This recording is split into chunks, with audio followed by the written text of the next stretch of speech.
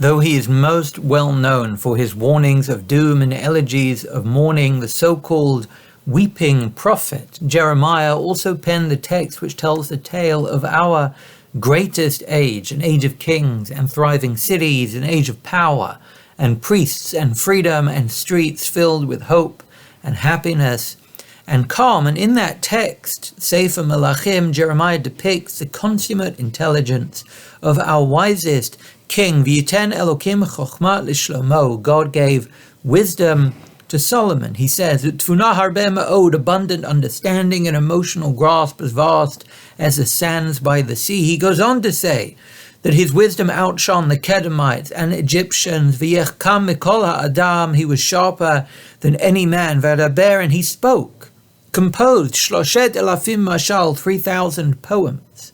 V'shiro chamisha v'alef, and 1,005 sonnets. At the heart of the marvel of Solomon's wisdom lies his poetic gift, his artistic agility and verbal ability to animate the world with words. And Jeremiah depicts the king's lyrical versatility by pointing to his capacity for turning any vegetation into verse. He says, Vayidaber al ha'itzim, he spoke of the trees.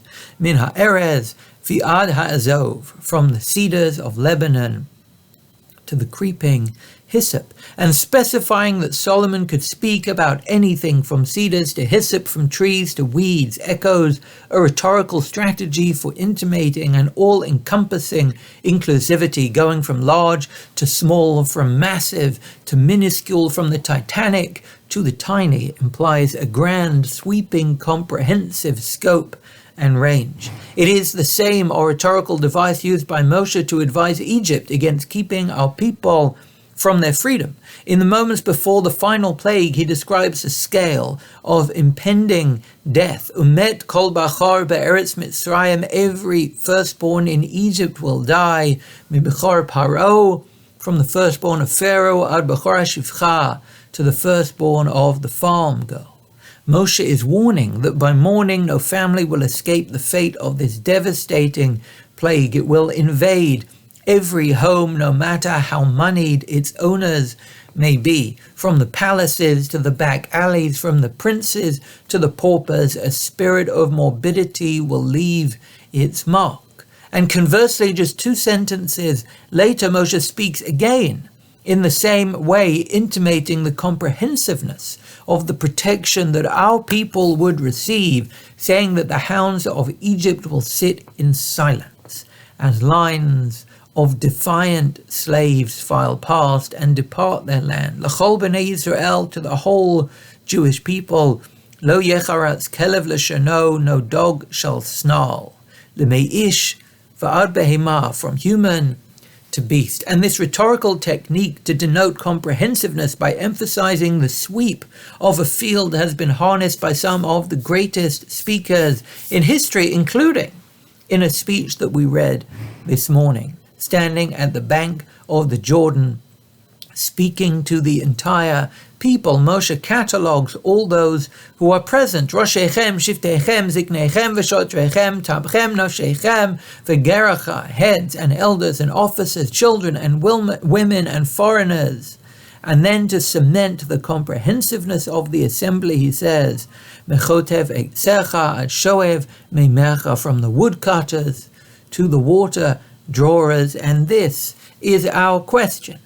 How on earth does specifying these 2 groups lead us to conclude that everyone else was there? The gap between being a woodchopper and a water drawer does not seem to be wide enough to infer the presence of a whole nation in between. It would be like saying every American is here, from the accountants to the lawyers, or every American is here, from the plumbers to the electricians, or every American is here, from the rabbis to the priests. In many ways, this turn of phrase seems to omit more than it includes. In the words of one commentator, who neged chok halashon, this goes against the laws of rhetoric, the laws of speech, the very technique that we've unearthed in the words of Moshe at least twice before, so why here does he seem unable to harness the force of the rhetorical strategy that has been a source of such persuasion? Why does Moshe imply that if the woodchoppers and water drawers are here, so is everyone else? Now, the Netziv does offer a simple solution, suggesting that there is a difference between woodchoppers and water drawers that does place them on the opposite sides of a spectrum. He says that wood chopping is the avodah kasheh shebabayit, the hardest work in the home, while water drawing is hakala biyoter, the easiest or the least complicated. To chop wood, one needs to be trained with an axe and cope with repeated strain on one's back and learn to be alert to one's surroundings for the sake of public safety. But to draw water, all one needs is a well and a bucket.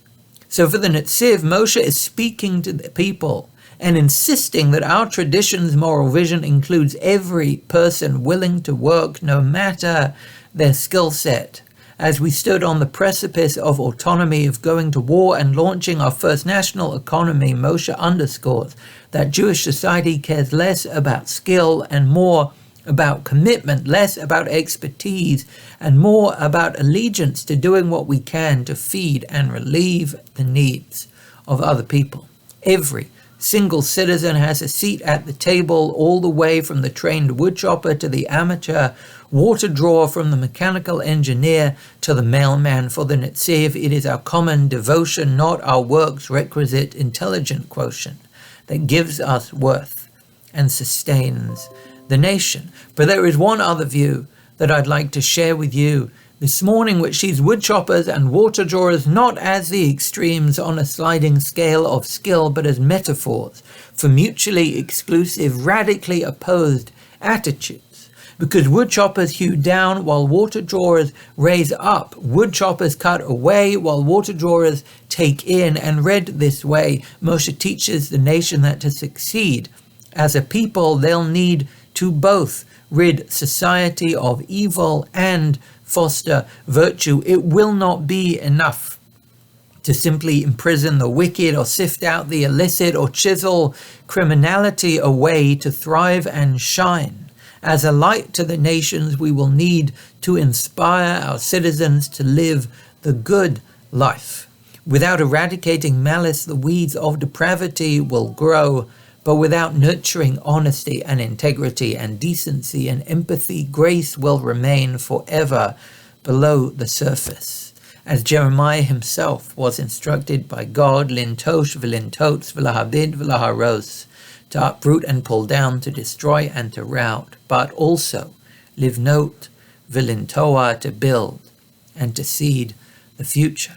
So Moshe turns to the people and says, you are here today and you all have a role to play in the shaping of our nation. Everyone, mechotev eitzecha ad shoev, memecha, from woodchopper to water drawer, from demolitionist to decorator, from street sweeper to landscaper, from prosecutor to public defender, to thrive as a nation. We need to both weed out evil and seed virtue. And as we stand not on the bank of the Jordan, but on the eve of the new year, let us all seek not only to cut away our sins, but to draw out our dreams, to not only beat our chests and amputate rotted limbs, but to pool our talents and foster our singular gifts, so that we all may birth not only a new year, but a new world filled with health and hope and happiness. Shavua Tov and Shana Tova.